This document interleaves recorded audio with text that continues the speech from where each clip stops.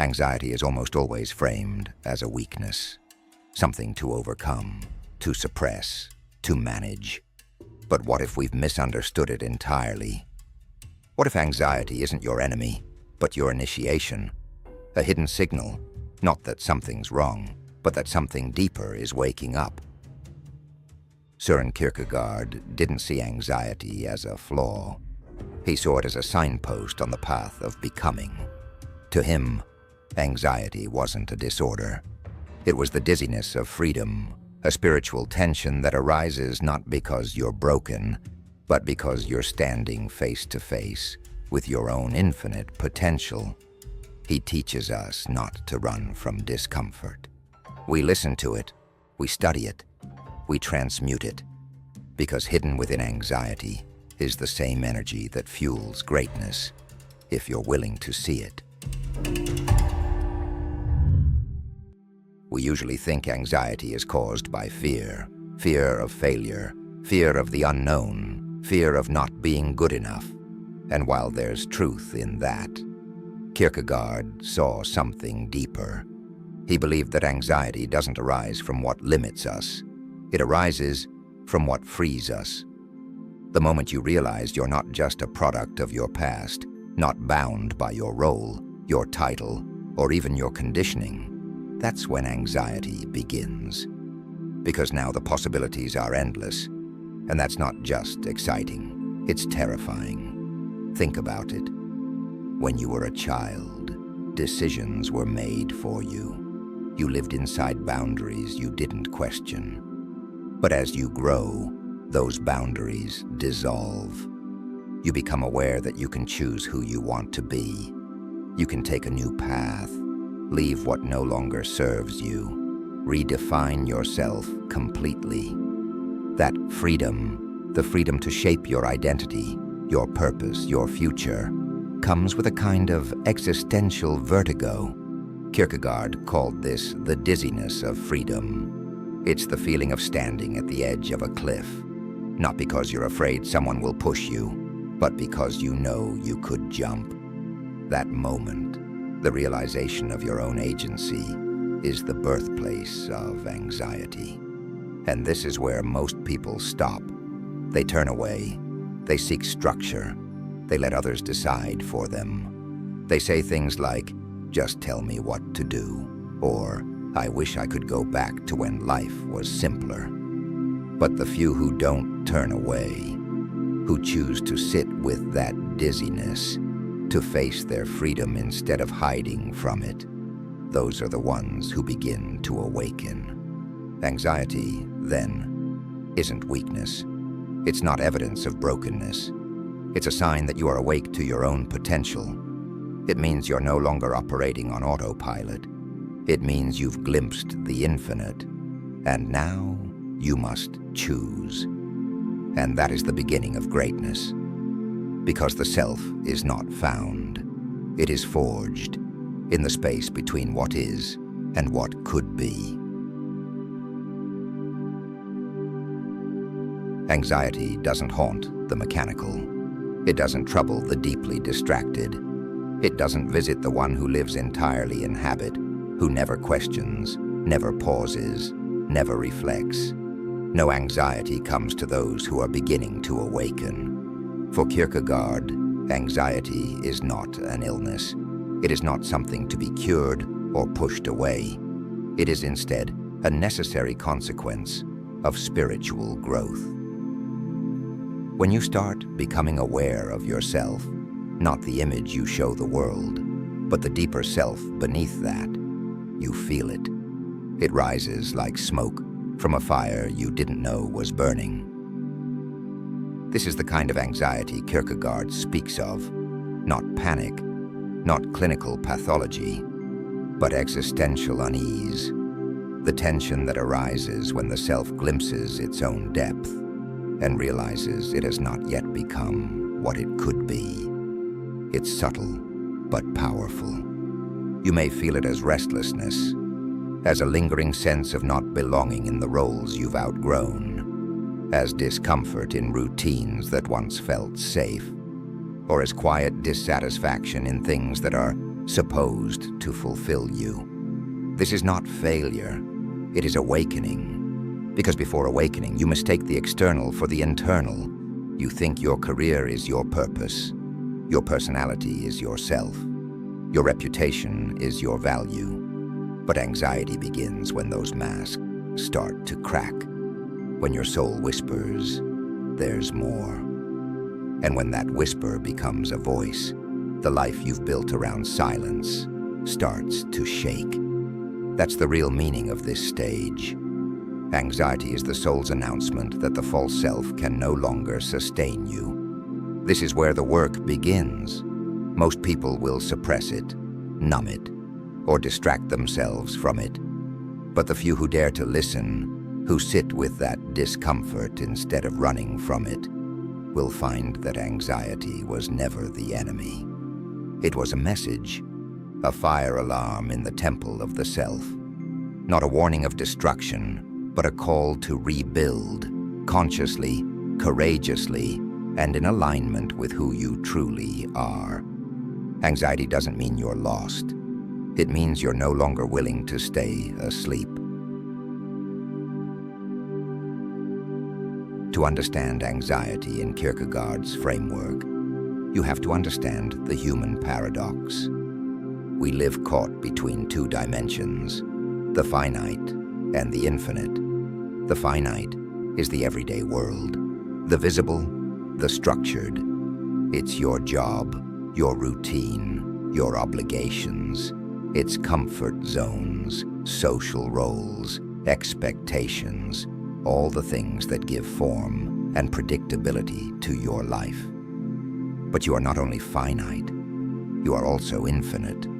You imagine, you dream, you choose. You can become something more than what the world has assigned you to be.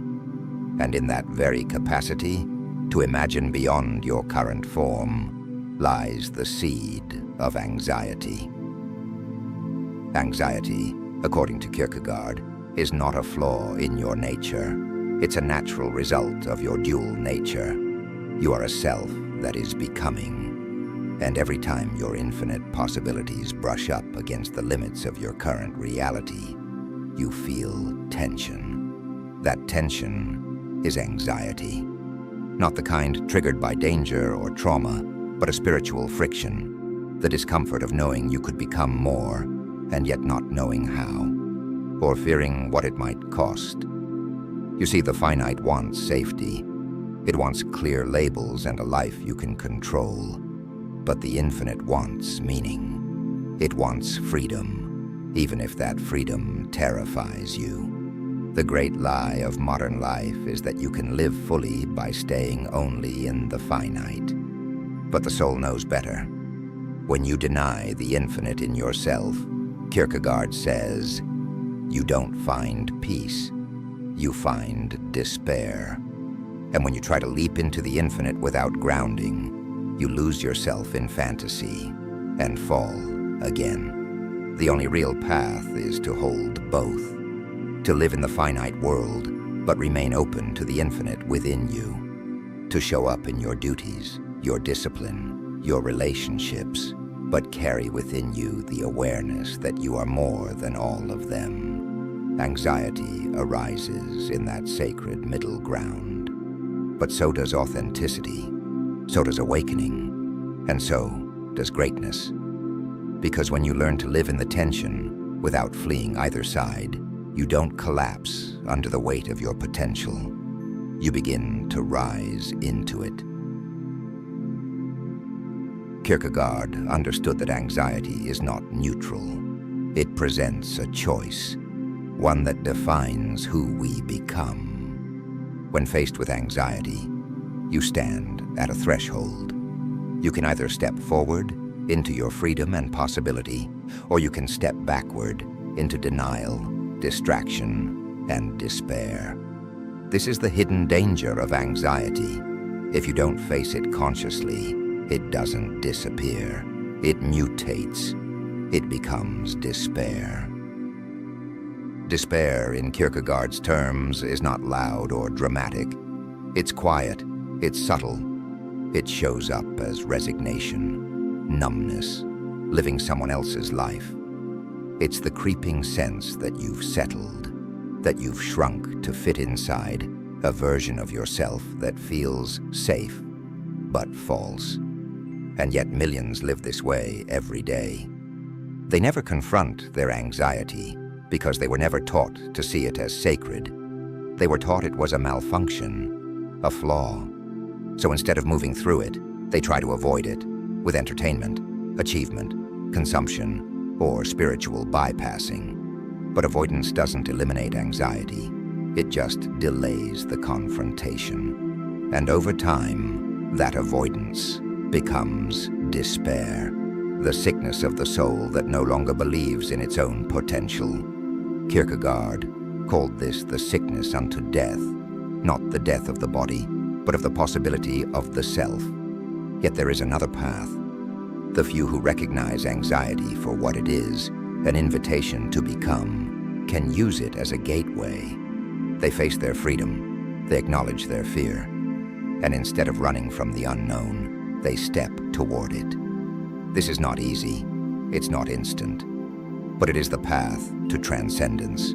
Kierkegaard called it the leap of faith, not blind belief in dogma, but a courageous leap into becoming, a decision to trust the self that is still forming, to choose transformation over comfort, truth over illusion. This is where anxiety becomes sacred, because it's no longer something happening to you, it's something rising from you. Not a sign of weakness, but a call to remember who you are and who you could be. Most people think greatness comes from clarity, confidence, or calm. But Kierkegaard shows us something different. Greatness begins with anxiety, not the anxiety that paralyzes, but the kind that awakens. The kind that makes you question everything. The kind that refuses to let you stay comfortable, even when comfort is all you think you want. You don't become great by avoiding this tension. You become great by facing it, by walking through the fire of uncertainty and choosing to rise anyway. Kierkegaard knew that anxiety is part of the price of becoming fully human. It's the evidence that you are not fixed, that you are not finished. It shows you the gap between who you are and who you could be, and asks, will you cross it? That gap is terrifying. You'll doubt yourself. You'll want to go back. But if you stay the course, if you don't retreat into distraction or collapse into despair, you'll come out changed, stronger, clearer, deeper. You'll no longer be someone who reacts to the world, but someone who chooses how to be in it. This is the paradox. The ones who rise to greatness are often the ones who have faced the greatest inner storms. Because anxiety, when met with courage, becomes fuel. It sharpens the will. It deepens the mind. It pushes you beyond shallow goals and into your real purpose. And this is where true individuality is born. Kierkegaard called it becoming a self before God, a phrase that's less about religion and more about standing in full accountability before existence. Owning your freedom, owning your fear, owning your power. You no longer wait to be told who you are. You decide, not from ego, but from alignment. Not to please others, but to fulfill what only you can bring into the world. This is not self-help. This is self-realization. And anxiety is not a flaw in that process. It is the doorway. The modern world says, escape your anxiety. But the ancient soul knows. You don't escape it. You enter it consciously. And in doing so, you emerge not as a victim, but as a creator.